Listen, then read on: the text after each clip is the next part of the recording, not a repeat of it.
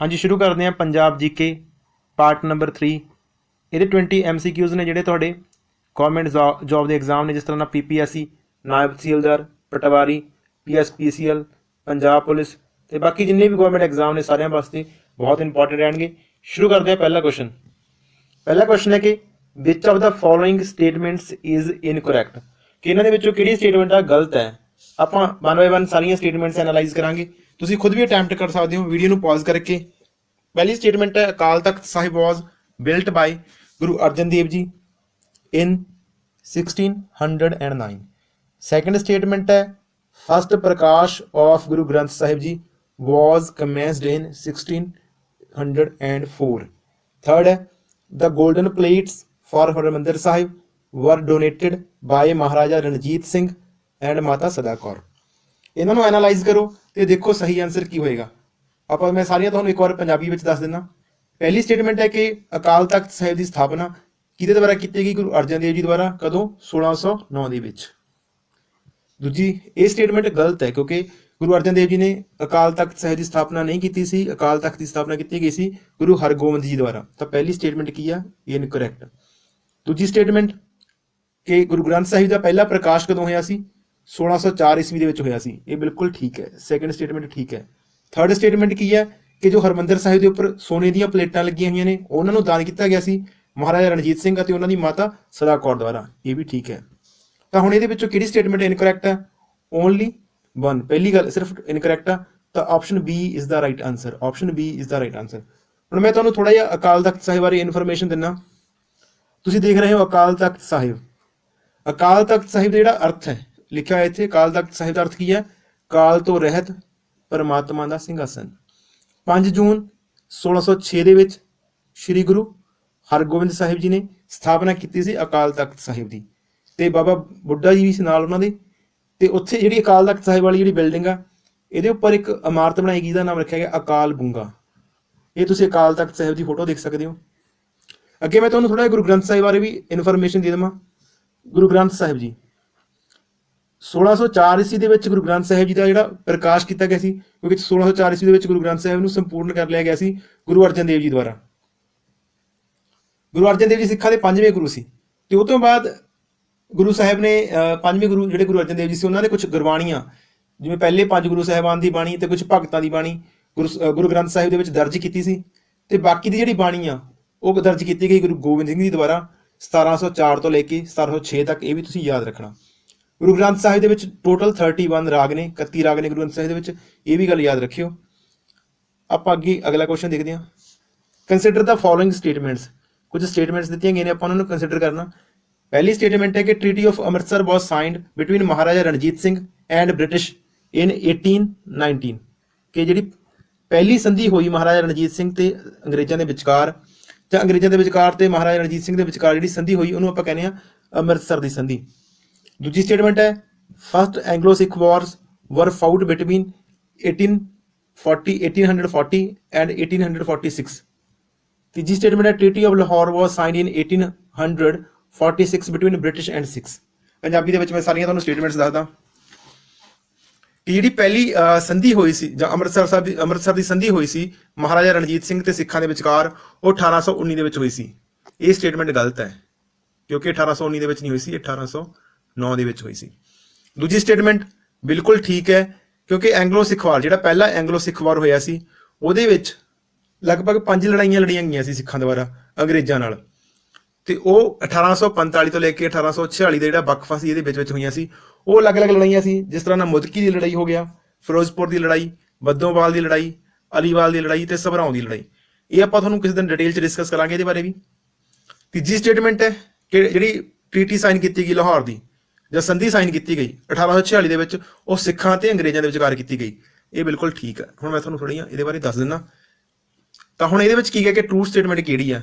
ਪਹਿਲੀ ਸਟੇਟਮੈਂਟ ਗਲਤ ਹੈ, ਦੂਜੀ ਸਟੇਟਮੈਂਟ ਵੀ ਠੀਕ ਹੈ, ਤੀਜੀ ਸਟੇਟਮੈਂਟ ਵੀ ਠੀਕ ਹੈ। ਤੇ ਇਹਦਾ ਆਨਸਰ ਕੀ ਹੋਊਗਾ? 2 and 3। Option C is the right answer. ਹਾਂਜੀ, ਸੀ ਇਹਦਾ ਸਹੀ ਆਨਸਰ ਹੈ। ਅਗਲਾ ਇਹਦੇ ਬਾਰੇ ਥੋੜ੍ਹਾ ਜਿਹਾ ਮੈਂ ਤੁਹਾਨੂੰ ਦੱਸ ਦਵਾਂ ਟ੍ਰੀਟੀਆਂ ਬਾਰੇ, ਸੰਧੀਆਂ ਬਾਰੇ। ਪਹਿਲਾਂ ਲਿਖਿਆ ਹੋਇਆ ਟ੍ਰੀਟੀ ਆਫ ਅੰਮ੍ਰਿਤਸਰ, ਮਤਲਬ ਅੰਮ੍ਰਿਤਸਰ ਦੀ ਸੰਧੀ। ਜਿਹੜੀ ਅੰਮ੍ਰਿਤਸਰ ਦੀ ਸੰਧੀ ਸੀ ਇਹ 25 ਅਪ੍ਰੈਲ 1809 ਨੂੰ ਹੋਈ, ਨਾ ਕਿ 19 ਨੂੰ। ਸਟੇਟਮੈਂਟ ਦੇ ਵਿੱਚ 19 ਲਿਖਿਆ ਹੋਇਆ ਸੀ। ਇਹ ਹੋਈ ਸੀ ਈਸਟ ਇੰਡੀਆ ਕੰਪਨੀ, ਉਹਨੂੰ ਰੈਪਰੈਜ਼ੈਂਟ ਕਰ ਰਿਹਾ ਸੀ ਈਸਟ ਇੰਡੀਆ ਕੰਪਨੀ ਨੂੰ ਕੌਣ? Charles T Metcalfe. ਤੇ ਸਿੱਖਾਂ ਨੂੰ ਰੈਪਰੈਜ਼ੈਂਟ ਕਰ ਰਹੇ ਸੀ ਮਹਾਰਾਜਾ ਰਣਜੀਤ ਸਿੰਘ, ਤੇ ਇਹਨਾਂ ਦੇ ਵਿਚਕਾਰ ਇਹ ਸੰਧੀ ਹੋਈ ਸੀ। ਦੂਜੀ ਸੰਧੀ ਹੈ ਲਾਹੌਰ ਦੀ। ਆਪਾਂ ਲਾਹੌਰ ਦੀ ਸੰਧੀ ਬਾਰੇ ਵੀ ਥੋੜਾ ਇੱਕ ਵਾਰ ਦੇਖ ਲੈਂਦੇ ਹਾਂ। ਲਾਹੌਰ ਦੀ ਸੰਧੀ ਜਿਹੜੀ ਹੋਈ ਸੀ ਉਹ 9 ਮਾਰਚ 1846 ਨੂੰ ਹੋਈ ਸੀ। ਇੱਥੇ ਲਿਖਿਆ ਹੋਇਆ 9 ਮਾਰਚ 1846 ਨੂੰ। ਸਾਡਾ ਪੰਜਾਬ ਬੁੱਕ ਦੇ ਵਿੱਚੋਂ ਇਹ ਕਟਿੰਗ ਲਈ ਗਈ ਹੈ, ਤੁਸੀਂ ਬੁੱਕ ਪੜ੍ਹ ਸਕਦੇ ਹੋ। ਮਹਾਰਾਜਾ ਦਲੀਪ ਸਿੰਘ ਉਸ ਟਾਈਮ ਇਹਦੀ ਜਿਹੜੇ ਸੰਧੀ ਦੀਆਂ ਸ਼ਰਤਾਂ ਸੀਗੀਆਂ ਕਿ ਮਹਾਰਾਜਾ ਦਲੀਪ ਸਿੰਘ ਨੂੰ ਉਸ ਟਾਈਮ ਲਾਹੌਰ ਦਾ ਰੂਲਰ ਬਣਾ ਦਿੱਤਾ ਗਿਆ ਸੀ, ਆਜ਼ਾਦ ਰੂਲਰ ਬਣਾ ਦਿੱਤਾ ਗਿਆ ਸੀ।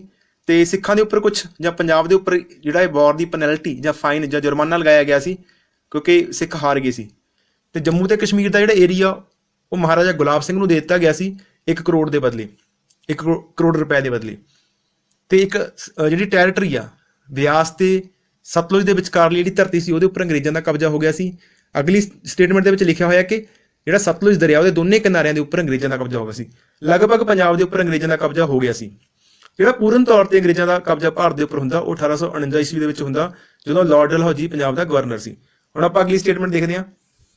ਅਗਲਾ ਕੁਐਸਚਨ, ਹਾਂਜੀ, which of the following statement is are true or sorry which of the following statement is are incorrect? ਇਹਨਾਂ ਦੇ ਵਿੱਚੋਂ ਕਿਹੜੀ ਸਟੇਟਮੈਂਟ ਗਲਤ ਹੈ, ਇਨਕਰੈਕਟ ਪੁੱਛਿਆ ਗਿਆ। ਪਹਿਲੀ ਸਟੇਟਮੈਂਟ ਹੈ the first railway line was introduced in Punjab on 8 Feb 1859 from Amritsar to Lahore. Second statement है in 1862 the penal code was introduced in Punjab. Third statement है Punjab was annexed to English Empire under governorship of Lord Dalhousie. ਇਹਨਾਂ ਨੂੰ analyse ਕਰੋ। ਹਾਂਜੀ ਦੇਖਦੇ ਹਾਂ, ਮੈਂ ਪੰਜਾਬੀ ਦੇ ਵਿੱਚ ਦੱਸਦਾ ਸਾਰੀਆਂ ਸਟੇਟਮੈਂਟਸ। ਪਹਿਲੀ ਸਟੇਟਮੈਂਟ ਹੈ ਕਿ ਜਿਹੜਾ ਪਹਿਲੀ ਰੇਲਵੇ ਲਾਈਨ ਆ ਪੰਜਾਬ ਦੇ ਵਿੱਚ ਉਹ 8 ਫੈਬਰਵਰੀ 1859 ਨੂੰ ਅੰਮ੍ਰਿਤਸਰ ਤੋਂ ਲਾਹੌਰ ਤੱਕ ਵਿਛਾਈ ਗਈ ਸੀ।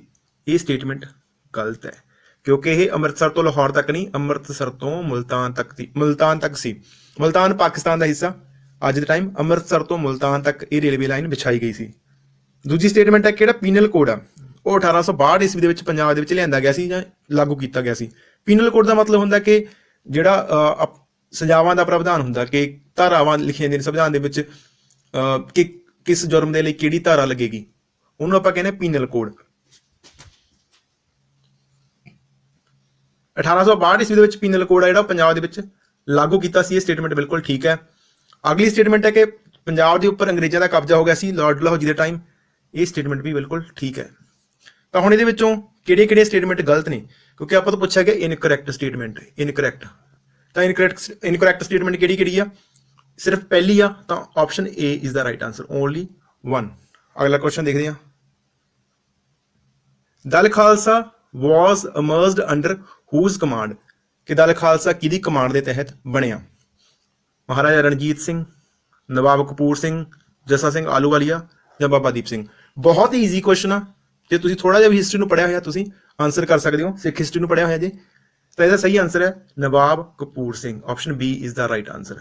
ਨਵਾਬ ਕਪੂਰ ਸਿੰਘ ਨੇ ਦਲ ਖਾਲਸਾ ਨੂੰ ਦੋ ਹਿੱਸਿਆਂ 'ਚ ਵੰਡਿਆ ਸੀ, ਤਰੁਣਾ ਦਲ ਤੇ ਬੁੱਢਾ ਦਲ। ਤਰੁਣਾ ਦਲ ਜਿਹੜਾ ਹੈਗਾ ਸੀ ਉਹ ਲੜਾਈ ਕਰਦਾ ਸੀ, ਕੰਬੈਟ ਫੋਰਸ ਸੀ। ਬੁੱਢਾ ਦਲ ਸੀ ਜਿਹੜਾ ਉਹ ਗੁਰਦੁਆਰਾ ਸਾਹਿਬ ਵਗੈਰਾ ਦੀ ਰਾਖੀ ਕਰਦਾ ਸੀ ਜਾਂ ਪਵਿੱਤਰ ਸਥਾਨਾਂ ਦੀ ਰਾਖੀ ਕਰਦਾ ਸੀ। ਅਗਲਾ ਕੁਐਸਚਨ ਦੇਖਦੇ ਹਾਂ। Which among the following statements is are true about the women folk dance in Punjab? ਪੁੱਛਿਆ ਗਿਆ ਕਿ ਕਿਹੜੀ ਸਟੇਟਮੈਂਟ ਪੰਜਾਬ ਦੇ ਵਿੱਚ ਔਰਤਾਂ ਦੇ ਜਿਹੜੇ ਲੋਕ ਨਾਚ ਨੇ ਉਹਨਾਂ ਦੇ ਲਈ ਸਹੀ ਹੈ।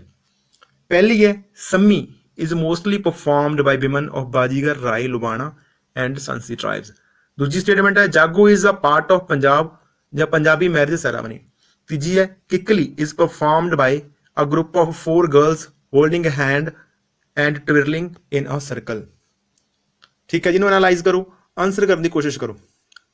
ਆਪਾਂ ਦੇਖਦੇ ਹਾਂ ਜਿਹੜੀ ਪਹਿਲੀ ਸਟੇਟਮੈਂਟ ਆ ਕਿਹੜਾ ਸੰਮੀ ਡਾਂਸ ਹੈ, ਪੰਜਾਬੀ ਸੰਮੀ ਲੋਕ ਨਾਚ ਹੈ, ਤੇ ਉਹ ਜਿਹੜਾ ਔਰਤਾਂ ਦੁਆਰਾ ਪਰਫਾਰਮ ਕੀਤਾ ਜਾਂਦਾ ਕਬੀਲਿਆਂ ਦੀਆਂ ਔਰਤਾਂ ਦੁਆਰਾ, ਜਿਸ ਤਰ੍ਹਾਂ ਬਾਜੀਗਰ, ਰਾਏ, ਲੁਬਾਣਾ ਤੇ ਸਾਂਸੀ ਟਰਾਈਬ। ਇਹ ਜਿਹੜੀ ਸਟੇਟਮੈਂਟ ਆ ਬਿਲਕੁਲ ਠੀਕ ਆ।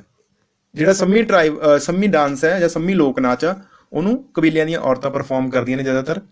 ਦੂਜਾ ਜਿਹੜੀ ਸਟੇਟਮੈਂਟ ਆ ਉਹਦੇ ਵਿੱਚ ਲਿਖਿਆ ਹੋਇਆ ਇਹ ਜਿਹੜੀ ਜਾਗੋ ਦੀ ਰਸਮ ਆ ਉਹ ਪੰਜਾਬੀ ਵਿਆਹਾਂ ਦੇ ਵਿੱਚ ਦੇਖਣ ਨੂੰ ਮਿਲਦੀ ਆ। ਇਹ ਸਟੇਟਮੈਂਟ ਵੀ ਬਿਲਕੁਲ ਠੀਕ ਆ। ਤੀਜੀ ਹੈ ਜਿਹੜੀ ਕਿੱਕਲੀ ਡਾਂਸ ਹੈ, ਕਿੱਕਲੀ ਜਿਹੜਾ ਲੋਕ ਨਾਚ ਹੈ ਉਹਦੇ ਵਿੱਚ 4 ਕੁੜੀਆਂ ਇੱਕ ਦੂਜੇ ਦੇ ਹੱਥ ਫੜ ਕੇ ਇੱਕ ਚੱਕਰ ਦੇ ਵਿੱਚ ਘੁੰਮਦੀਆਂ ਨੇ। ਇਹ ਸਟੇਟਮੈਂਟ ਗਲਤ ਹੈ ਕਿਉਂਕਿ 4 ਕੁੜੀਆਂ ਨਹੀਂ ਹੁੰਦੀਆਂ, 2 ਕੁੜੀਆਂ ਹੁੰਦੀਆਂ ਨੇ ਇਹਦੇ ਵਿੱਚ। 2 गर्ल्स, सिर्फ 2 कुड़ियां परफॉर्म करदियां ने ਇਹਨੂੰ। ठीक है जी। ਆਪਾਂ ਇੱਕ ਵਾਰੀ ਹੁਣ ਦੇਖ ਲੈਂਦੇ ਹਾਂ ਕਿ ਇਹਦੇ ਵਿੱਚੋਂ ਕਿਹੜਾ ਆਪਸ਼ਨ ਠੀਕ ਬਣਦਾ। ਤਾਂ ਟਰੂ ਆਪਸ਼ਨ ਕਿਹੜਾ 1 and 2, 1 and 2 option A is the right answer. ਹੁਣ ਮੈਂ ਤੁਹਾਨੂੰ ਇੱਕ ਵਾਰੀ ਦਿਖਾ ਦਿੰਦਾ ਕਿ ਜਿਹੜੇ ਫੋਕ ਡਾਂਸ ਨੇ ਫੀਮੇਲ ਦੇ ਕਿਹੜੇ ਕਿਹੜੇ ਨੇ। ਜਿਸ ਤਰ੍ਹਾਂ ਨਾਲ ਸਾਡੇ ਕੋਲ ਹੈ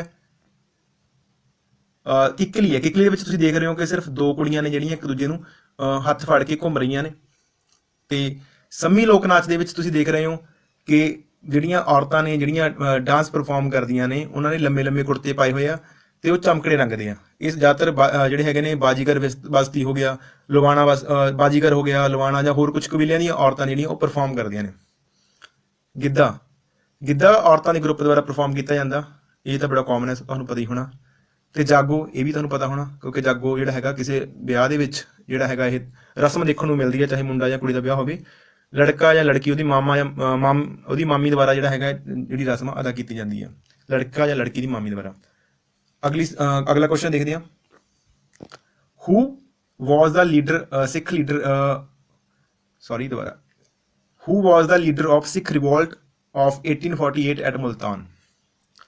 ਕਿ ਇੱਕ ਵਿਦਰੋਹ ਹੋਇਆ ਸੀ ਮੁਲਤਾਨ ਦੇ ਵਿੱਚ ਸਿੱਖਾਂ ਦਾ, ਉਹਦੇ ਲੀਡਰ ਕੌਣ ਸੀ?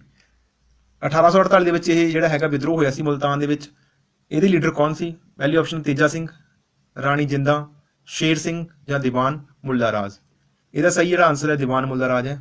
ਮੈਂ ਤੁਹਾਨੂੰ ਥੋੜਾ ਇਹਦੇ ਬਾਰੇ ਦੱਸ ਦਿੰਦਾ। 1818 ਈਸਵੀ ਦੇ ਵਿੱਚ ਮੁਲਤਾਨ ਦੇ ਉੱਪਰ ਪੰਜਾਬ ਦਾ ਕਬਜ਼ਾ ਹੁੰਦਾ, ਮਤਲਬ ਸਿੱਖਾਂ ਦਾ ਕਬਜ਼ਾ ਹੁੰਦਾ, ਉਹ ਪੰਜਾਬ ਦਾ ਹਿੱਸਾ ਬਣ ਜਾਂਦਾ। ਹੈਗਾ ਤਾਂ ਬੇਸਿਕਲੀ ਪੰਜਾਬ ਦਾ ਹਿੱਸਾ ਹੀ ਸੀ ਉਹ, ਪਰ ਉਸ ਟਾਈਮ ਮਹਾਰਾਜਾ ਰਣਜੀਤ ਸਿੰਘ ਜਿਹੜਾ ਮੁਲਤਾਨ ਦੇ ਹਿੱਸੇ ਨੂੰ ਜਿੱਤ ਕੇ ਉਹਨੂੰ ਸਿੱਖ ਅੰਪਾਇਰ ਦੇ ਵਿੱਚ ਐਡ ਕਰ ਲੈਂਦੇ ਨੇ 1818 ਈਸਵੀ ਦੇ ਵਿੱਚ। ਤੇ 1848 ਦੇ ਵਿੱਚ ਜਿਹੜੇ ਇਸ ਟਾਈਮ ਇਸ ਜਗ੍ਹਾ ਦੇ ਰੂਲਰ ਹੁੰਦੇ ਨੇ ਉਹ ਦੀਵਾਨ ਮੁੱਲਾ ਰਾਜ ਹੁੰਦੇ ਨੇ, ਉਹ ਇੱਕ ਹਿੰਦੂ ਰੂਲਰ ਹੁੰਦੇ ਨੇ। ਤੇ ਉਹਨਾਂ ਦਾ ਅੰਗਰੇਜ਼ਾਂ ਦੇ ਨਾਲ ਇੱਕ ਕਨਫਲਿਕਟ ਹੋ ਜਾਂਦਾ, ਜਿਹਦੇ ਤਹਿਤ ਕੀ ਆ ਉਹਨਾਂ ਦੇ ਵਿੱਚ ਇੱਕ ਵਿਦਰੋਹ ਹੁੰਦਾ ਤੇ ਲੜਾਈ ਹੁੰਦੀ ਆ। ਤੇ ਇਸ ਨਾਲ ਕੀ ਆ ਜਿਹੜਾ ਹੈਗਾ ਮੁਲਤਾਨ ਦਾ ਏਰੀਆ ਉਹਦੇ ਉੱਪਰ ਅੰਗਰੇਜ਼ਾਂ ਦਾ ਕਬਜ਼ਾ ਹੋ ਜਾਂਦਾ। ਇੱਕ ਅੰਗਰੇਜ਼ ਸੀਗੇ ਜਿਹਨਾਂ ਲੜਾਈ ਦੇ ਵਿੱਚ ਜਨਰਲ ਵਿਸ਼ ਦੇ ਤਹਿਤ ਨਾਲ ਜਿਹੜੀ ਹੈਗੀ ਆ ਇਹ ਵਾਰ ਹੁੰਦੀ ਆ ਮੁੱਲਾ ਰਾਜ ਦੀ, ਤੇ ਮੁੱਲਾ ਰਾਜ ਸਰੈਂਡਰ ਕਰ ਦਿੰਦੇ ਆ ਤੇ ਉਸ ਤੋਂ ਬਾਅਦ ਮੁਲਤਾਨ ਦੇ ਉੱਪਰ ਅੰਗਰੇਜ਼ਾਂ ਦਾ ਕਬਜ਼ਾ ਹੋ ਜਾਂਦਾ। ਠੀਕ ਹੈ ਜੀ। ਅਗਲਾ ਕੁਐਸਚਨ ਦੇਖਦੇ ਹਾਂ। ਕੰਸੀਡਰ ਦਾ ਟਰੂ ਸਟੇਟਮੈਂਟ। ਇਹਨਾਂ ਦੇ ਵਿੱਚੋਂ ਆਪਾਂ ਸਹੀ ਸਟੇਟਮੈਂਟ ਦੇਖਣੀ ਆ। ਪਹਿਲੀ ਸਟੇਟਮੈਂਟ ਹੈ Mohinder Singh Randhawa was the first chief commissioner of Chandigarh. ਦੂਜੀ ਹੈ sir Malik Khizar Hayat Tiwana was the premier of Punjab during the climacteric period of 1942 to 47। ਤੀਜੀ ਸਟੇਟਮੈਂਟ ਹੈ Punjab boundary commission of 1947 was chaired by sir Cyril Radcliffe. ਹੁਣ ਆਪਾਂ ਪੰਜਾਬੀ ਦੇ ਵਿੱਚ ਸਾਰੀਆਂ ਸਟੇਟਮੈਂਟਸ ਇੱਕ ਵਾਰੀ ਦੱਸ ਦਿੰਦਾ। ਪਹਿਲੀ ਸਟੇਟਮੈਂਟ ਹੈ ਕਿ ਚੰਡੀਗੜ੍ਹ ਦੇ ਜਿਹੜੇ ਪਹਿਲੇ ਕਮਿਸ਼ਨਰ ਸੀ ਜਾਂ ਚੀਫ ਕਮਿਸ਼ਨਰ ਸੀ ਉਹ ਕੌਣ ਸੀ? ਮੋਹਿੰਦਰ ਸਿੰਘ ਰੰਧਾਵਾ। ਇਹ ਸਟੇਟਮੈਂਟ ਬਿਲਕੁਲ ਠੀਕ ਹੈ ਕਿਉਂਕਿ 1952 ਦੇ ਵਿੱਚ ਚੰਡੀਗੜ੍ਹ ਦਾ ਨੀਂਹ ਪੱਥਰ ਰੱਖਿਆ ਗਿਆ ਸੀ ਪੰਡਿਤ ਜਵਾਹਰ ਲਾਲ ਨਹਿਰੂ ਦੁਆਰਾ, ਜਿਹੜੇ ਉਸ ਟਾਈਮ ਦੇ ਪ੍ਰਧਾਨ ਮੰਤਰੀ ਸੀ। ਤੇ ਉਸ ਤੋਂ ਬਾਅਦ 1960 ਦੇ ਵਿੱਚ ਚੰਡੀਗੜ੍ਹ ਤਿਆਰ ਹੋ ਗਿਆ ਸੀ ਤੇ ਪੰਜਾਬ ਦੀ ਰਾਜਧਾਨੀ ਬਣ ਗਿਆ ਸੀ। ਤੇ ਉਸ ਤੋਂ ਬਾਅਦ ਜਿਹੜੇ ਪਹਿਲੇ ਚੀਫ ਕਮਿਸ਼ਨਰ ਲੱਗੇ ਸੀ, ਜਿਵੇਂ ਅੱਜ ਕੱਲ੍ਹ ਚੰਡੀਗੜ੍ਹ ਦੇ ਵਿੱਚ ਕੀ ਆ, ਜਿਹੜਾ ਚੰਡੀਗੜ੍ਹ ਦਾ ਹੈੱਡ ਹੁੰਦਾ ਉਹਨੂੰ ਆਪਾਂ ਐਡਮਿਨਿਸਟ੍ਰੇਟਰ ਕਹਿੰਦੇ ਆ, ਬਟ ਉਸ ਟਾਈਮ ਕੌਣ ਹੁੰਦਾ ਸੀ? ਚੀਫ ਕਮਿਸ਼ਨਰ ਹੁੰਦਾ ਸੀ ਤੇ ਇਹ ਪੋਸਟ ਬਾਅਦ ਚ ਚੇਂਜ ਕਰਤੀ ਗਈ ਸੀ। ਤਾਂ ਪਹਿਲੀ ਸਟੇਟਮੈਂਟ ਠੀਕ ਆ। ਦੂਜੀ ਸਟੇਟਮੈਂਟ ਕਹਿੰਦੀ ਆ ਕਿ ਸਰ ਮਲਿਕ ਖਿਜ਼ਰ ਹਯਾਤ ਟਿਵਾਣਾ ਜਿਹੜੇ ਪੰਜਾਬ ਦੇ ਪ੍ਰੀਮੀਅਰ ਰਹੇ 1942 ਤੋਂ ਲੈ ਕੇ 1947 ਤੱਕ, ਜਿਸ ਟਾਈਮ ਮਾਹੌਲ ਬਹੁਤ ਖਰਾਬ ਸੀ ਪੰਜਾਬ ਦਾ ਜਾਂ ਇੰਡੀਆ ਦਾ, ਕਿਉਂਕਿ ਉਸ ਟਾਈਮ ਸੈਪਰੇਸ਼ਨ ਦੀ ਮੰਗ ਹੋ ਰਹੀ ਸੀ। ਮੁਸਲਿਮ ਲੀਗ ਵੱਲੋਂ ਅਲੱਗ ਸੂਬੇ ਦੀ ਮੰਗ ਕੀਤੀ ਜਾ ਰਹੀ ਸੀ, ਅਲੱਗ ਸਟੇਟ ਦੀ ਮੰਗ ਕੀਤੀ ਜਾ ਰਹੀ ਸੀ। ਤੇ ਉਸ ਟਾਈਮ ਜਿਹੜੇ ਪੰਜਾਬ ਦੇ ਮੁੱਖ ਮੰਤਰੀ ਸੀ ਉਹ ਸਰ ਮਲਿਕ ਖਿਜ਼ਰ ਹਯਾਤ ਟਿਵਾਣਾ ਸੀ। ਇਹ ਸਟੇਟਮੈਂਟ ਬਿਲਕੁਲ ਠੀਕ ਹੈ। ਅਗਲੀ ਸਟੇਟਮੈਂਟ ਹੈ ਕਿਹੜਾ ਬਾਉਂਡਰੀ ਕਮਿਸ਼ਨ ਬਣਿਆ 1947 ਦਾ, ਉਹਦਾ ਜਿਹੜਾ ਚੇਅਰਮੈਨ ਸੀ ਉਹ ਹੈਗਾ ਸੀ ਸਾਇਰਲ ਰੈਡਕਲਿਫ। ਇਹ ਵੀ ਆਪਸ਼ਨ ਬਿਲਕੁਲ ਠੀਕ ਹੈ। ਤਾਂ ਇਹਦੇ ਵਿੱਚੋਂ ਕਿਹੜੀ ਆਪਸ਼ਨ ਗਲਤ ਹੈ? ਕੋਈ ਗਲਤ ਨਹੀਂ, ਸਾਰੀਆਂ ਠੀਕ ਨੇ। ਤਾਂ option D is the right answer, all of these. ਅਗਲਾ ਕੁਐਸਚਨ ਦੇਖਣ ਤੋਂ ਪਹਿਲਾਂ ਮੈਂ ਤੁਹਾਨੂੰ ਸਰ ਮਲਿਕ ਖਿਜ਼ਰ ਹਯਾਤ ਟਿਵਾਣਾ ਬਾਰੇ ਥੋੜਾ ਜਿਹਾ ਦੱਸ ਦੇਵਾਂ। ਖਿਜ਼ਰ ਹਯਾਤ ਟਿਵਾਣਾ ਜਾਂ ਖਿਜ਼ਰ ਹਯਾਤ ਖਾਨ ਟਿਵਾਣਾ, ਇਹਨਾਂ ਨੇ 1942 ਤੋਂ ਲੈ ਕੇ 1947 ਤੱਕ ਪੰਜਾਬ ਦੇ ਇਹ ਮੁੱਖ ਮੰਤਰੀ ਰਹੇ। ਯੂਨੀਅਨਿਸਟ ਇਹਨਾਂ ਦੀ ਪਾਰਟੀ ਸੀ, ਪੋਲੀਟੀਕਲ ਪਾਰਟੀ ਦਾ ਕਈ ਵਾਰ ਨਾਮ ਪੁੱਛ ਲੈਂਦੇ ਨੇ। ਠੀਕ ਆ ਜੀ। ਤੇ ਇਹਨਾਂ ਨੇ ਪੰਜਾਬ ਦੀ ਵੰਡ ਦਾ ਇਹਨਾਂ ਨੇ ਬਹੁਤ ਵਿਰੋਧ ਕੀਤਾ ਤੇ ਕਾਫੀ ਟਾਈਮ ਇਹ ਭਾਰਤ ਦੇ ਵਿੱਚ ਰਹੇ ਤੇ ਬਾਅਦ ਵਿੱਚ ਇਹ ਪਾਕਿਸਤਾਨ ਦੇ ਵਿੱਚ ਚਲੇ ਗਏ। ਕਾਫੀ ਜਾਇਦਾਦ ਦੇ ਮਾਲਕ ਸੀ, ਬਟ ਪਾਕਿਸਤਾਨ ਦੀ ਸਰਕਾਰ ਵੱਲੋਂ ਇਹਨਾਂ ਦੀ ਕਾਫੀ ਜ਼ਮੀਨ ਜਿਹੜੀ ਆ ਉਹ ਜ਼ਬਤ ਕਰ ਲਈ ਜਾਂਦੀ ਆ ਤੇ 1975 'ਚ ਇਹਨਾਂ ਦੀ ਡੈਥ ਹੋ ਜਾਂਦੀ ਆ। ਇਹ ਚੀਜ਼ਾਂ ਤੁਹਾਨੂੰ ਹਿਸਟਰੀ 'ਚ ਨੋਰਮਲ ਘੱਟ ਦੇਖਣ ਨੂੰ ਮਿਲਦੀਆਂ ਨੇ, ਯਾਦ ਰੱਖਿਓ। ਮੈਚ ਦਾ ਫੋਲੋਇੰਗ, ਇਹਨਾਂ ਨੂੰ ਆਪਾਂ ਮੈਚ ਕਰਨਾ। ਇੱਧਰ ਕੁਝ ਰੈਵੋਲੂਸ਼ਨਸ ਦੇ ਨਾਮ ਨੇ, ਕੁਝ ਕ੍ਰਾਂਤੀਆਂ ਜਿਹੜੀਆਂ ਹੋਈਆਂ ਉਹਨਾਂ ਦੇ ਨਾਮ ਨੇ, ਤੇ ਇੱਧਰ ਉਹਨਾਂ ਦੇ ਪ੍ਰੋਡਕਟ ਦੇ ਨਾਮ ਨੇ ਜਿਨ੍ਹਾਂ ਦੇ ਲਈ ਇਹ ਕ੍ਰਾਂਤੀ ਹੋਈ। ਇੱਕ ਵਾਰੀ ਐਨਾਲਾਈਜ਼ ਕਰਕੇ ਦੇਖੋ, ਇਹਨੂੰ ਅਟੈਂਪਟ ਕਰਨ ਦੀ ਕੋਸ਼ਿਸ਼ ਕਰੋ, ਫਿਰ ਆਪਾਂ ਦੇਖਦੇ ਹਾਂ। ਸੋ ਪਹਿਲੀ ਹੈ ਕਿ ਵਾਈਟ ਰੈਵੋਲੂਸ਼ਨ ਕਿਸ ਚੀਜ਼ ਨਾਲ ਰਿਲੇਟਡ ਹੈ, ਦੂਜੀ ਹੈ ਬਲੈਕ ਰੈਵੋਲੂਸ਼ਨ, ਤੀਜੀ ਹੈ ਰੈਡ ਰੈਵੋਲੂਸ਼ਨ, ਚੌਥੀ ਹੈ ਸਿਲਵਰ ਰੈਵੋਲੂਸ਼ਨ। ਵਾਈਟ ਰੈਵੋਲੂਸ਼ਨ ਹੈਗੀ ਆ ਮਿਲਕ ਪ੍ਰੋਡਕਸ਼ਨ ਨਾਲ ਰਿਲੇਟਡ, ਮਿਲਕ ਪ੍ਰੋਡਕਸ਼ਨ।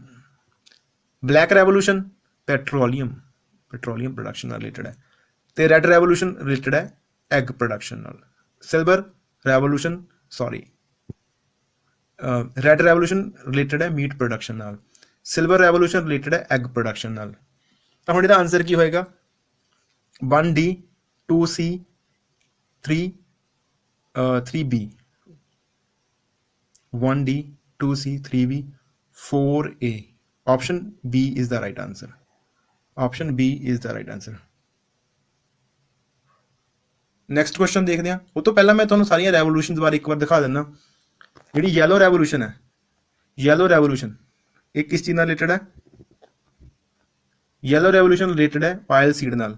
ਜਿੰਨੇ ਵੀ ਤਰ੍ਹਾਂ ਦੇ ਬੀਜ, ਜਿਹੜੇ ਤੇਲਾਂ ਵਾਲੇ ਬੀਜ ਹੁੰਦੇ ਆ, ਉਸ ਚੀਜ਼ ਨਾਲ ਰਿਲੇਟਡ ਹੈ। ਬਲੈਕ ਰੈਵੋਲੂਸ਼ਨ ਹੈ ਪੈਟਰੋਲੀਅਮ ਨਾਲ, ਬਲੂ ਰੈਵੋਲੂਸ਼ਨ ਹੈ ਫਿਸ਼ ਪ੍ਰੋਡਕਸ਼ਨ ਨਾਲ, ਬਰਾਊਨ ਰੈਵੋਲੂਸ਼ਨ ਰਿਲੇਟਡ ਹੈ ਚਮੜੇ ਦੀ ਪ੍ਰੋਡਕਸ਼ਨ ਨਾਲ, ਕੋਕੋਆ ਦੀ, ਜਾਂ ਨੌਨ ਕਨਵੈਨਸ਼ਨਲ ਪ੍ਰੋਡਕਟ ਨੇ। ਗੋਲਡਨ ਰੈਵੋਲੂਸ਼ਨ ਰਿਲੇਟਡ ਹੈ ਪਟਸਨ ਦੇ ਨਾਲ, ਤੇ ਗ੍ਰੇ ਰੈਵੋਲੂਸ਼ਨ ਹੈਗੀ ਆ ਜਿੰਨੀਆਂ ਵੀ ਖਾਦਾਂ ਆਪਾਂ ਫਸਲਾਂ 'ਚ ਪਾਉਂਦੇ ਉਹਨਾਂ ਨਾਲ ਰਿਲੇਟਡ ਹੈ। ਪਿੰਕ ਰੈਵੋਲੂਸ਼ਨ ਰਿਲੇਟਡ ਹੈ ਪਿਆਜ਼ ਨਾਲ ਜਾਂ ਦਵਾਈਆਂ ਨਾਲ। ਐਵਰਗ੍ਰੀਨ ਰੈਵੋਲੂਸ਼ਨ ਆ ਜਿੰਨੇ ਵੀ ਖੇਤੀਬਾੜੀ ਦੇ ਪ੍ਰੋਡਕਟ ਨੇ ਉਹਨਾਂ ਨਾਲ ਰਿਲੇਟਡ। ਸਿਲਵਰ ਰੈਵੋਲੂਸ਼ਨ ਆ ਅੰਡਿਆਂ ਦੇ ਪ੍ਰੋਡਕਸ਼ਨ ਨਾਲ ਜਾਂ ਪੋਲਟਰੀ ਦੇ ਨਾਲ। ਸਿਲਵਰ ਫਾਈਬਰ, ਇਹ 'ਚ ਕਨਫਿਊਜ਼ ਨਹੀਂ ਹੋਣਾ, ਸਿਲਵਰ ਫਾਈਬਰ ਹੈਗੀ ਆ ਕਾਟਨ ਨਾਲ। ਰੈਡ ਰੈਵੋਲੂਸ਼ਨ ਹੈਗੀ ਜਿਹੜੀ ਉਹ ਮੀਟ ਨਾਲ ਰਿਲੇਟਡ ਹੈ। ਰਾਉਂਡ ਰੈਵੋਲੂਸ਼ਨ ਆਲੂਆਂ ਨਾਲ ਰਿਲੇਟਡ ਹੈ, ਤੇ ਗ੍ਰੀਨ ਰੈਵੋਲੂਸ਼ਨ ਫੂਡ ਗ੍ਰੇਨ ਨਾਲ, ਕਣਕ ਜੀਰੀ ਵਗੈਰਾ ਨਾਲ ਜਾਂ ਬਾਜਰਾ, ਜਵਾਰ ਬਾਜਰਾ ਵਗੈਰਾ ਨਾਲ। ਵਾਈਟ ਰੈਵੋਲੂਸ਼ਨ ਰਿਲੇਟਡ ਹੈ ਮਿਲਕ ਪ੍ਰੋਡਕਸ਼ਨ ਨਾਲ। ਵਾਈਟ ਰੈਵੋਲੂਸ਼ਨ ਦੇ ਨਾਲ ਇਹਨਾਂ ਨੇ ਇੱਕ ਹੋਰ ਚੀਜ਼ ਲਿਖੀ ਹੋਈ ਆ, ਆਪਰੇਸ਼ਨ ਫਲੱਡ। ਆਪਰੇਸ਼ਨ ਫਲੱਡ ਵੀ ਮਿਲਕ ਪ੍ਰੋਡਕਸ਼ਨ ਨਾਲ ਰਿਲੇਟਡ ਆ, ਤੇ ਆਪਰੇਸ਼ਨ ਫਲੱਡ ਦੇ ਫਾਦਰ ਕੌਣ ਨੇ ਇੰਡੀਆ ਦੇ ਵਿੱਚ? ਵਰਗੀਸ ਕੁਰੀਅਨ। ਗ੍ਰੀਨ ਰੈਵੋਲੂਸ਼ਨ ਦੇ ਕੌਣ ਨੇ? MS ਸਵਾਮੀਨਾਥਨ ਇੰਡੀਆ ਦੇ ਵਿੱਚ। ਵਰਲਡ ਦੇ ਵਿੱਚ ਕੌਣ ਨੇ? Norman Borlaug. Come to the next question. ਕੀਰਨੇ is related to which of these? ਕੀਰਨੇ ਇੱਕ ਟਰਮ ਹੈ ਜਾਂ ਇੱਕ ਰਸਮ ਹੈ, ਉਹ ਇਹਨਾਂ ਦੇ ਵਿੱਚੋਂ ਕਿਸ ਚੀਜ਼ ਨਾਲ ਰਿਲੇਟਡ ਹੈ? ਚਾਈਲਡ ਬਰਥ ਨਾਲ, ਜਾਂ ਫਿਰ ਡੈਥ ਨਾਲ ਕਿਸੇ ਦੀ ਨਾਲ, ਜਾਂ ਮੈਰਿਜ ਨਾਲ, ਜਾਂ ਫਿਰ ਇਹਨਾਂ ਚੋਂ ਕਿਸੇ ਨਾਲ ਵੀ ਨਹੀਂ। ਐਨਾਲਾਈਜ਼ ਕਰੋ ਕੁਐਸਚਨ ਨੂੰ, ਮਾਰਕ ਕਰਨ ਦੀ ਕੋਸ਼ਿਸ਼ ਕਰੋ। ਸੋ ਜਿਹੜਾ ਇਹਦਾ ਸਹੀ ਆਨਸਰ ਹੈ ਉਹ ਹੈ ਡੈਥ ਆਫ ਸਮਵਨ। ਇਹ ਬੜਾ ਈਜ਼ੀ ਕੁਐਸਚਨ ਹੈ। ਡੈਥ ਆਫ ਸਮਵਨ, ਜਦੋਂ ਕਿਸੇ ਦੀ ਮੌਤ ਹੋ ਜਾਂਦੀ ਆ, ਫਿਰ ਇਹ ਜਿਹੜੇ ਹੈਗੇ ਨੇ ਕੀਰਨੇ, ਜਿਹਨੂੰ ਰੋਣਾ ਕਹਿੰਦੇ ਨੇ, ਔਰਤਾਂ ਪਰਫਾਰਮ ਕਰਦੀਆਂ ਨੇ ਇਹ। ਹੁਣ ਜਨਮ ਨਾਲ ਸੰਬੰਧਿਤ ਕੁਝ ਰਿਵਾਜ ਨੇ, ਰੀਤੀ ਰਿਵਾਜ ਨੇ, ਇਹਨਾਂ ਨੂੰ ਇੱਕ ਵਾਰੀ ਪੜ੍ਹ ਲਓ। ਅੱਖਾਂ ਦੀ ਸਲਾਈ ਦੀ ਰਸਮ, ਮਿੱਠਾ ਬੋਈਆ ਭੇਜਣਾ, ਗੋਦ ਭਰਾਈ ਦੀ ਰਸਮ, ਬਾਂਦਰ ਵਾਲ ਲਟਕਾਉਣਾ, ਗੁੜਤੀ ਦੇਣਾ, ਬਾਹਰ ਵਧਾਉਣਾ, ਭੇਲੀ ਤੇ ਛੂਸਕ ਦੀ ਰਸਮ, ਬੱਚੇ ਦੇ ਨਾਮਕਰਨ ਦੀ ਰਸਮ, ਤੇ ਛਟੀ ਦੀ ਰਸਮ। ਠੀਕ ਹੈ ਜੀ। ਇਸ ਤਰ੍ਹਾਂ ਨਾਲ ਵਿਆਹ ਨਾਲ ਰਿਲੇਟਡ ਕੁਝ ਰਸਮਾਂ ਨੇ, ਜਿਸ ਤਰ੍ਹਾਂ ਠਾਕਾ, ਰੋਕਾ ਠਾਕਾ ਤੇ ਸ਼ਗਨ ਤੇ ਮੰਗਣਾ, ਸਾਹਾ ਕਢਾਉਣਾ, ਸਾਹੇ ਚਿੱਠੀ ਭੇਜਣਾ, ਸਾਹੇ ਵੱਜਣਾ, ਚੂੜੀਆਂ ਪਾਉਣਾ, ਚੂੜੀਆਂ ਪਾਉਣ ਦੀ ਰਸਮ ਹੋ ਗਈ, ਵਰੀ ਬਣਾਉਣਾ, ਗੰਢ ਭੇਜਣਾ, ਸੱਤ ਸੁਹਾਗਣਾ ਦੀ ਰੀਤ, ਬਟਨਾ ਮਲਣਾ, ਚੂੜਾ ਚੜਾਉਣ ਦੀ ਰਸਮ, ਨਹਾਈ ਧੋਈ ਦੀ ਰਸਮ, ਸਿਰੇ ਬੰਨਣ ਦੀ ਰਸਮ, ਆਨੰਦ ਕਾਰਜ ਦੀ ਰਸਮ, ਪਾਣੀ ਵਾਰਨ ਦੀ, ਤੇ ਜੰਝ ਬੰਨਣੀ। ਮੌਤ ਨਾਲ ਸੰਬੰਧਿਤ ਰਸਮਾਂ ਨੇ, ਜਿਵੇਂ ਆਖਰੀ ਇਸ਼ਨਾਨ, ਅੰਤਮ ਦਰਸ਼ਨ, ਸਿਆਪਾ, ਕੀਰਨੇ, ਬਾਸਾ ਦੇਣਾ, ਲੰਬੂ ਦੇਣਾ, ਕਪਾਲ ਕਿਰਿਆ, ਡੱਕਾ ਤੋੜਨਾ, ਫੁੱਲ ਚੁਗਣਾ, ਫੁੱਲ ਪਾਉਣਾ ਜਾਂ ਫੁੱਲ ਪਾਉਣ ਜਾਣਾ, ਮੁਕਾਣਾ, ਭੋਗ ਪਾਉਣਾ, ਅਲਾਣੀਆਂ। ਅਲਾਣੀਆਂ ਬੇਸਿਕਲੀ ਪਾਠ ਹੁੰਦਾ ਇੱਕ ਤਰ੍ਹਾਂ ਦਾ ਗੁਰਬਾਣੀ ਦਾ, ਜਿਹੜਾ ਕਿਸੇ ਦੀ ਡੈਥ ਤੋਂ ਬਾਅਦ ਪਰਫਾਰਮ ਕਰਦੇ ਆ ਜਦੋਂ ਸੰਸਕਾਰ ਕਰਕੇ ਆਉਂਦੇ ਆ। ਅਗਲਾ ਕੁਐਸਚਨ ਦੇਖੋ, arrange the following literati in chronological order. Literati ਦਾ ਮਤਲਬ ਹੁੰਦਾ ਜਿਹੜੇ ਲੋਕ ਸਾਹਿਤਕਾਰ ਹੁੰਦੇ ਨੇ ਉਹਨਾਂ ਨੂੰ ਲਾਈਟਰੇਟੀ ਕਹਿੰਦੇ ਨੇ, ਜਾਂ ਲਿਟਰੇਚਰਿਸਟ ਸਿੰਗਲ ਸ਼ਬਦ ਹੈ, ਲਾਈਟਰੇਟੀ ਹੁੰਦਾ ਬਹੁਵਚਨ। ਇਹਨਾਂ ਨੂੰ ਆਪਾਂ ਲਿਖਣਾ, ਕੁਝ ਜਿਹੜੇ ਸਾਹਿਤਕਾਰ ਨੇ ਇਹਨਾਂ ਨੂੰ ਆਪਾਂ ਉਹਨਾਂ ਦੇ ਟਾਈਮ ਦੇ ਵਿੱਚ ਫਰੇਮ ਕਰਨਾ ਕਿ ਕਿਹੜੇ ਜਿਹੜੇ ਸਾਹਿਤਕਾਰ ਨੇ ਉਹ ਕਿਹੜੇ ਸਮੇਂ ਨਾਲ ਸੰਬੰਧਿਤ ਸੀ, ਪਹਿਲਾਂ ਕੌਣ ਆਇਆ, ਫਿਰ ਕੌਣ, ਫਿਰ ਕੌਣ। ਪਹਿਲਾ ਨੇਮ ਹੈ ਸ਼ੇਖ ਫਰੀਦ ਜੀ, ਬੁੱਲੇ ਸ਼ਾਹ, ਸ਼ਾਹ ਹੁਸੈਨ, ਵਾਰਿਸ ਸ਼ਾਹ। ਹੁਣ ਇਹ ਤੁਸੀਂ ਦੱਸਣਾ ਕਿ ਇਹਨਾਂ ਨੂੰ ਕਰੈਕਟ ਆਰਡਰ ਦੇ ਵਿੱਚ ਲਿਖਣਾ। ਸਭ ਤੋਂ ਪਹਿਲੇ ਜਿਹੜੀ ਸੀ ਉਹ ਬਾਬਾ ਫਰੀਦ ਜੀ, ਜਾਂ ਇਹਨਾਂ ਨੂੰ ਸ਼ੇਖ ਫਰੀਦ ਜੀ ਕਹਿੰਦੇ ਨੇ, ਜਾਂ ਸ਼ੱਕਰਗੰਜ ਕਹਿੰਦੇ ਨੇ, ਸ਼ੱਕਰਗੰਜ ਵੀ ਇਹਨਾਂ ਦਾ ਨਾਮ ਹੈ। ਦੂਜੇ ਨੰਬਰ ਤੇ ਆਏ ਸੀ ਸ਼ਾਹ ਹੁਸੈਨ, ਤੀਜੇ ਨੰਬਰ ਤੇ ਬੁੱਲੇ ਸ਼ਾਹ, ਫਿਰ ਆਏ ਸੀ ਵਾਰਿਸ ਸ਼ਾਹ। ਤਾਂ 1 3 2 4 option B is the right answer. मैं तुहानूं इन्हां दी एक बारी टाइमलाइन दिखा दिंदा। शेख फरीद जी 1173 ਤੋਂ ਲੈ ਕੇ 1265 ਤੱਕ, ਬੁੱਲੇ ਸ਼ਾਹ 1680 ਤੋਂ ਲੈ ਕੇ 1757 ਤੱਕ, ਸ਼ਾਹ ਹੁਸੈਨ 1538 ਤੋਂ ਲੈ ਕੇ 1599 ਤੱਕ, ਵਾਰਿਸ ਸ਼ਾਹ 1722 ਤੋਂ ਲੈ ਕੇ 1798 ਤੱਕ। ਤੁਹਾਨੂੰ ਕੋਈ ਇਹ ਨਹੀਂ ਪੁੱਛੇਗਾ ਕਿ ਇਹਨਾਂ ਦੀ ਐਗਜ਼ੈਕਟ ਟਾਈਮਲਾਈਨ ਦੱਸੋ, ਬਟ ਕਈ ਵਾਰੀ ਇਹ ਪੁੱਛ ਲੈਂਦੇ ਆ ਕਿ ਇਹਨਾਂ ਨੂੰ ਕ੍ਰੋਨੋਲੋਜੀਕਲ ਆਰਡਰ 'ਚ ਲਿਖੋ, ਇਹਨਾਂ ਨੂੰ ਟਾਈਮ ਦੇ ਆਰਡਰ 'ਚ ਲਿਖੋ। ਇਹ ਚੀਜ਼ ਤੁਹਾਨੂੰ ਪਤਾ ਹੋਣੀ ਚਾਹੀਦੀ ਆ। ਅਗਲਾ ਕੁਐਸਚਨ ਦੇਖਦੇ ਹਾਂ। Which of the following personalities does not belong to Punjab. ਇਹਨਾਂ ਦੇ ਵਿੱਚੋਂ ਕਿਹੜੇ ਲੋਕ ਨੇ, ਕਿਹੜੀਆਂ ਸ਼ਖਸੀਅਤਾਂ ਨੇ ਜਿਹੜੀਆਂ ਪੰਜਾਬ ਨੂੰ ਬਿਲੋਂਗ ਨਹੀਂ ਕਰਦੀਆਂ? ਇੰਦਰ ਕੁਮਾਰ ਗੁਜਰਾਲ, ਰਾਕੇਸ਼ ਸ਼ਰਮਾ, ਮਹਾਰਾਜਾ ਗੁਲਾਬ ਸਿੰਘ, ਸੈਫੂਦੀਨ ਕਿਚਲੂ। ਬੜਾ ਈਜ਼ੀ ਕੁਐਸਚਨ ਹੈ, ਸਿੰਪਲ ਜਿਹਾ ਕੁਐਸਚਨ ਹੈ, ਫੈਕਚੁਅਲ ਹੈ। ਤਾਂ option C is the right answer. Maharaja Gulab Singh, Maharaja Gulab Singh belong ਕਰਦੇ ਸੀ ਜੰਮੂ ਐਂਡ ਕਸ਼ਮੀਰ ਨਾਲ, ਇਹ ਪੰਜਾਬ ਨੂੰ ਬਿਲੋਂਗ ਨਹੀਂ ਕਰਦੇ ਸੀ। ਆਈ ਕੇ ਗੁਜਰਾਲ ਤੁਹਾਨੂੰ ਪਤਾ ਹੀ ਹੈ ਕਿ ਆਪਣੇ ਪ੍ਰਧਾਨ ਮੰਤਰੀ ਰਹੇ ਨੇ। ਰਾਕੇਸ਼ ਸ਼ਰਮਾ ਉਹ ਪਰਸਨ ਸੀ, ਭਾਰਤ ਦੇ ਪਹਿਲੇ ਬੰਦੇ ਸੀਗੇ ਜਿਹੜੇ ਸਪੇਸ ਦੇ ਵਿੱਚ ਗਏ ਨੇ, ਇਹ ਪੰਜਾਬ ਤੋਂ ਸੀ, ਪਟਿਆਲਾ ਤੋਂ। ਤੇ ਸੈਫੂਦੀਨ ਕਿਚਲੂ ਇੱਕ ਫਰੀडम ਫਾਈਟਰ ਸੀ, ਇਹ ਵੀ ਪੰਜਾਬ ਦੇ ਸੀ। Come to the next question.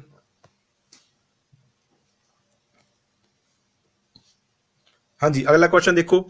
Match the following battles with Sikh leaders. ਕੁਝ ਬੈਟਲਸ ਨੇ, ਉਹਨਾਂ ਦੇ ਸਿੱਖ ਲੀਡਰ ਨੇ ਜਿਨ੍ਹਾਂ ਨੇ ਮਤਲਬ ਅਗਵਾਈ ਕੀਤੀ ਲੜਾਈ ਦੇ ਵਿੱਚ, ਉਹਨਾਂ ਦੇ ਆਪਾਂ ਨਾਮ ਨਾਲ ਉਹਨਾਂ ਨੂੰ ਮੈਚ ਕਰਨਾ। ਪਹਿਲੀ ਹੈ battle of Chillianwala 1849, battle of Aliwal, battle of Mudki. ਹੁਣ ਤੁਸੀਂ ਇਹਨਾਂ ਨੂੰ ਇੱਕ ਵਾਰੀ ਮੈਚ ਕਰੋ, ਦੇਖੋ ਕਿਹੜੀ ਲੜਾਈ ਕਿਸ ਪਰਸਨ ਨੇ ਕੀਤੀ। ਤਾਂ ਬੈਟਲ ਆਫ ਚਿੱਲੀਆਂਵਾਲਾ ਇਹ ਹੈਗੀ ਆ, ਇਹਦੇ ਵਿੱਚ leader C Sher Singh Attariwala. Battle of Aliwal Ranjot Singh ਸੀ, ਤੇ ਬੈਟਲ ਆਫ ਮੁਦਕੀ ਲਾਲ ਸਿੰਘ ਸੀ। ਤਾਂ ਹੁਣ ਇਹਦਾ ਆਨਸਰ ਕੀ ਬਣੇਗਾ, ਇੱਕ ਵਾਰੀ ਦੇਖੋ ਆਨਸਰ ਇਹਦਾ ਕੀ ਬਣੇਗਾ। ਹਾਂਜੀ, 1B 2A 1B 2A 3C, option A is the right answer. Come to the next question. ਇਹਦੇ ਵਿੱਚ ਲਿਖਿਆ ਗਿਆ which of the following statement is are correct. ਇਹ ਚੀਜ਼ ਤੁਸੀਂ ਧਿਆਨ ਰੱਖਣੀ ਹੈ ਕਿ ਕਰੈਕਟ ਲਿਖਿਆ ਇੱਥੇ ਜਾਂ ਇਨਕਰੈਕਟ ਲਿਖਿਆ, ਕਿਉਂਕਿ ਇਹਦੇ ਨਾਲ ਹੀ ਕੁਐਸਚਨ ਕਈ ਵਾਰੀ ਗਲਤ ਹੋ ਜਾਂਦਾ। ਆਪਾਂ ਜਲਦਬਾਜ਼ੀ ਦੇ ਵਿੱਚ ਨਹੀਂ ਦੇਖਦੇ ਕਿ ਕਰੈਕਟ ਲਿਖਿਆ ਜਾਂ ਇਨਕਰੈਕਟ ਲਿਖਿਆ। ਤਾਂ ਹੁਣ ਪਹਿਲੀ ਸਟੇਟਮੈਂਟ ਦੇਖੋ ਕੀ ਆ। The Punjab, the word Punjab for the first time mentioned in Tarikh e शेर शाही। तारीख ए शेर शाही कर लियो इत्थे, या तारीख ए शेर शाह गलत शब्द है, तारीख ए शेर शाही किताब का नाम है। दूजी है Jahangir mention the word Punjab in his book Tuzk e Jahangiri. तीजी है during the Vedic period it was known as Sapta Sindhu. हाँ जी, मैं 1 by 1 पंजाबी दे विच दसदा। पहली स्टेटमेंट है कि तारीख ए शेर शाही दे विच पहली बार जिक्र आया पंजाब शब्द का।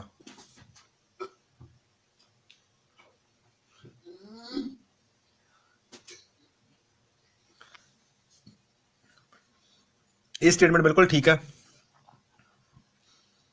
ਤਾਰੀਖ ਸ਼ੇਰ ਸ਼ਾਹੀ ਜਿਹੜੀ ਕਿਤਾਬ ਆ, ਇਹ ਸ਼ੇਰ ਸ਼ਾਹ ਸੂਰੀ ਦੀ ਜੀਵਨੀ ਉੱਤੇ ਆਧਾਰਿਤ ਆ। ਸ਼ੇਰ ਸ਼ਾਹ ਸੂਰੀ ਜਾਂ ਸ਼ੇਰ ਬਹਾਦਰ ਖਾਨ ਵੀ ਕਹਿੰਦੇ ਸੀ ਉਹਨੂੰ, ਸ਼ੇਰ ਖਾਨ ਸੌਰੀ। ਦੂਜੀ ਸਟੇਟਮੈਂਟ ਹੈ ਕਿ ਜਹਾਂਗੀਰ ਨੇ ਆਪਣੀ ਕਿਤਾਬ ਦੇ ਵਿੱਚ ਤੁਝ ਕੇ ਜਹਾਂਗੀਰ ਦੇ ਵਿੱਚ ਪੰਜਾਬ ਦਾ ਜ਼ਿਕਰ ਕੀਤਾ ਸੀ, ਇਹ ਸਟੇਟਮੈਂਟ ਵੀ ਠੀਕ ਹੈ। ਤੀਜੀ ਸਟੇਟਮੈਂਟ ਹੈ ਕਿ ਸਪਤ ਸਿੰਧੂ ਕਿਹਾ ਜਾਂਦਾ ਸੀ ਰਿਗਵੇਦਿਕ ਟਾਈਮ ਦੇ ਵਿੱਚ ਪੰਜਾਬ ਨੂੰ, ਇਹ ਸਟੇਟਮੈਂਟ ਵੀ ਬਿਲਕੁਲ ਠੀਕ ਹੈ। ਤਾਂ ਇਹਦੇ ਵਿੱਚੋਂ ਕਿਹੜੀ ਸਟੇਟਮੈਂਟ ਠੀਕ ਆ?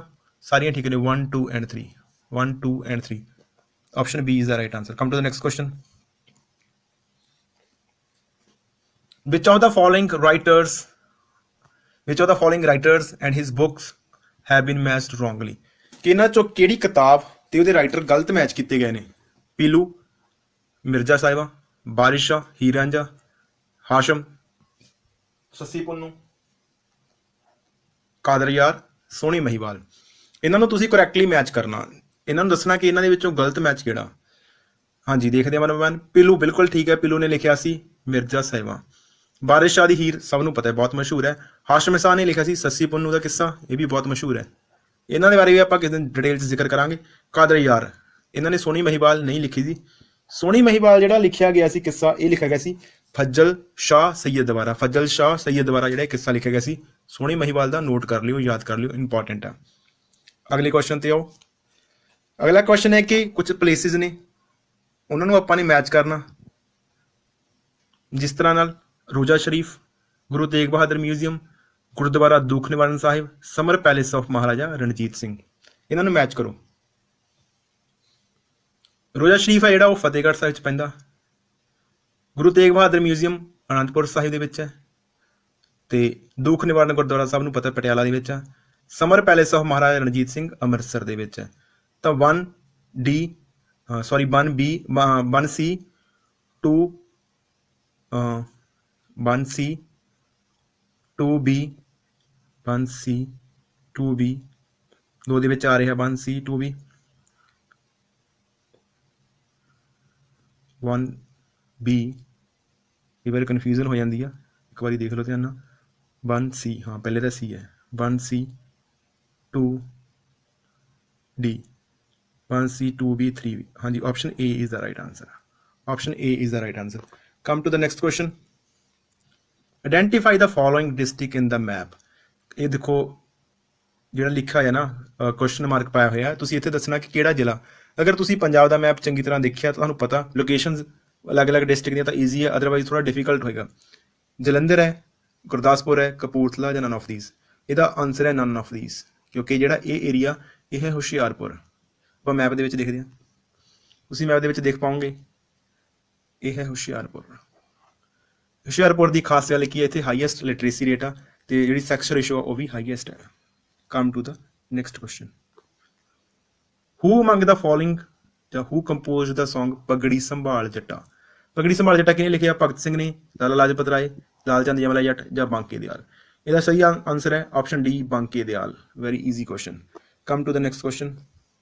Consider the following statements about Punjab. Punjab ਬਾਰੇ ਕੁਝ ਸਟੇਟਮੈਂਟਸ ਨੇ, ਉਹਨਾਂ ਨੂੰ ਆਪਾਂ ਦੱਸਣਾ ਕਿ ਕਿਹੜੀ ਸਟੇਟਮੈਂਟ ਸਹੀ ਹੈ ਜਾਂ ਕਿਹੜੀ ਗਲਤ ਹੈ। ਪਹਿਲੀ ਸਟੇਟਮੈਂਟ ਹੈ total geographical area of Punjab ਵਿੱਚ 50,352 ਸਕੁਅਰ ਕਿਲੋਮੀਟਰ। ਸੈਕੰਡ ਹੈ ਕਿ Gangetic river dolphin is state aquatic animal. Third ਹੈ ਕਿ ਪੰਜਾਬ ਹੈਜ਼ 13 ਲੋਕ ਸਭਾ ਕਨਸਟੀਚੁਐਂਸੀਜ਼। ਫੋਰਥ ਹੈ ਕਪੂਰ ਸਿੰਘ ਵਾਸ ਦਾ first speaker of Vidhan Sabha. Punjabi ਚ ਦੱਸਦਾ ਮੈਂ 1 by 1 ਕਿ ਪੰਜਾਬ ਦਾ ਕੁੱਲ ਭੂਗੋਲਿਕ ਜਿਹੜਾ ਏਰੀਆ ਉਹ 50,352 ਕਿਲੋਮੀਟਰ ਸਕੁਅਰ ਆ। ਇਹ ਸਟੇਟਮੈਂਟ ਗਲਤ ਹੈ। ਤੁਹਾਨੂੰ ਬਿਲਕੁਲ ਐਗਜ਼ੈਕਟ ਪਤਾ ਹੋਣਾ ਚਾਹੀਦਾ ਕਿੰਨਾ, 50,362 ਸਕੁਅਰ ਕਿਲੋਮੀਟਰ ਹੈ। ਅਗਲੀ ਸਟੇਟਮੈਂਟ ਹੈ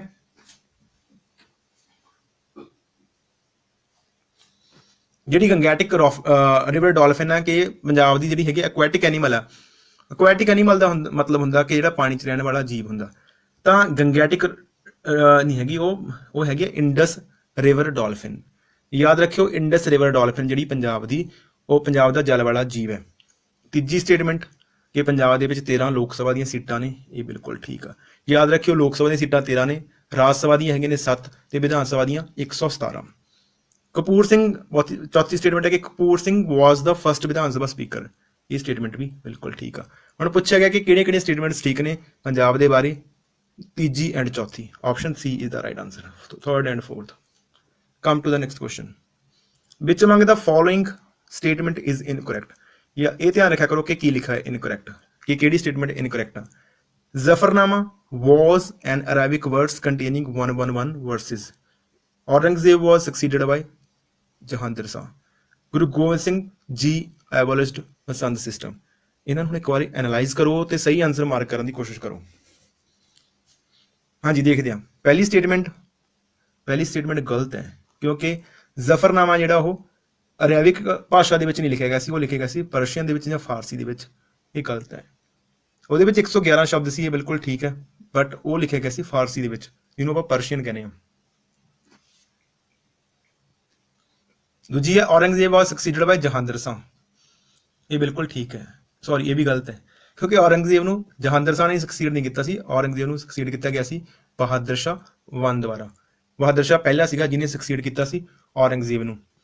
ਤੇ ਜਿਹੜੀ ਮਸੰਦ ਪ੍ਰਥਾ ਉਹਨੂੰ ਖਤਮ ਕੀਤਾ ਸੀ ਗੁਰੂ ਗੋਬਿੰਦ ਸਿੰਘ ਜੀ ਨੇ। ਇਹ ਕੁਐਸਚਨ ਬਿਲਕੁਲ ਠੀਕ ਹੈ, ਆਪਾਂ ਪਹਿਲਾਂ ਵੀ ਡਿਸਕਸ ਕਰ ਚੁੱਕੇ ਹਾਂ ਰੈਪੀਟੀਸ਼ਨ ਦੇ ਵਿੱਚ ਆ। ਤਾਂ ਹੁਣ ਇਹਦੇ ਵਿੱਚੋਂ ਇਨਕਰੈਕਟ ਕਿਹੜੀ ਆ? ਇਨਕਰੈਕਟ ਹੈਗੀ ਆ first and second. Option A is the right answer. Come to the next question. ਇਹ ਲਾਸਟ ਕੁਐਸਚਨ ਹੈ। ਕੁਝ match the following books with their authors. ਕੁਝ ਕਿਤਾਬਾਂ ਨੇ ਤੇ ਉਹਨਾਂ ਦੇ ਕੁਝ ਲੇਖਕ ਨੇ, ਉਹਨਾਂ ਨੂੰ ਆਪਾਂ ਨਾਲ ਮੈਚ ਕਰਨਾ। ਹਾਂਜੀ, ਪਹਿਲੀ ਕਿਤਾਬ ਹੈ ਵਾਈ ਆਈ ਐਮ ਐਨ ਐਥੈਸਟ, ਕਿ ਮੈਂ ਨਾਸਤਿਕ ਕਿਉਂ ਹਾਂ। ਦੂਜੀ ਪੀੜਾਂ ਦਾ ਪਰਾਗਾ। ਤੀਜੀ ਲੋਹਾ ਕੁੱਟ। ਚੌਥੀ ਮੇਰਾ ਰੂਸੀ ਸਫ਼ਰਨਾਮਾ। ਇਹਨਾਂ ਨੂੰ ਮੈਚ ਕਰੋ। ਪਹਿਲੀ ਜਿਹੜੀ ਕਿਤਾਬ ਹੈ ਮੈਂ ਨਾਸਤਿਕ ਕਿਉਂ ਹਾਂ, ਇਹ ਲਿਖੀ ਗਈ ਸੀ ਭਗਤ ਸਿੰਘ ਦੁਆਰਾ, ਤੁਹਾਨੂੰ ਪਤਾ ਹੋਣਾ, ਠੀਕ ਹੈ ਜੀ। ਦੂਜੀ ਕਿਤਾਬ ਹੈ ਪੀੜਾਂ ਦਾ ਪਰਾਗਾ, ਇਹ ਲਿਖੀ ਗਈ ਸ਼ਿਵ ਕੁਮਾਰ ਬਟਾਲਵੀ ਦੁਆਰਾ। ਤੀਜੀ ਹੈ ਲੋਹਾ ਕੁੱਟ, ਇਹ ਬਲਵੰਤ ਸਿੰਘ ਗਾਰਗੀ ਨੇ ਲਿਖੀ ਸੀ। ਮੇਰਾ ਰੂਸੀ ਸਫ਼ਰਨਾਮਾ ਲਿਖਿਆ ਗਿਆ ਸੀ ਬਲਰਾਜ ਸਾਹਨੀ ਦੁਆਰਾ। ਤਾਂ ਹੁਣ ਇਹਦਾ ਕੀ ਆਂਸਰ ਹੋਏਗਾ A2B1 A2B1 C3D4 C3D4 option D is the right answer. ਜੇ ਤੁਸੀਂ ਇਸ ਲੈਵਲ ਦੇ ਕੁਐਸਚਨ ਅਟੈਂਪਟ ਕਰਦੇ ਹੋ ਮਲਟੀਪਲ ਜਿਹਦੇ ਵਿੱਚ ਸਟੇਟਮੈਂਟਸ ਦਿੱਤੀਆਂ ਹੋਈਆਂ ਨੇ, ਤਾਂ ਜਿਹੜੇ ਸਿੰਗਲ ਸਟੇਟਮੈਂਟ ਵਾਲੇ ਕੁਐਸਚਨ ਨੇ ਉਹ ਬਹੁਤ ਈਜ਼ੀ ਹੋਣਗੇ ਤੁਹਾਡੇ ਵਾਸਤੇ। ਇਹਨਾਂ ਨੂੰ ਟਰਾਈ ਕਰਨ ਦੀ ਕੋਸ਼ਿਸ਼ ਕਰਿਆ ਕਰੋ। Thank you so much for watching the video.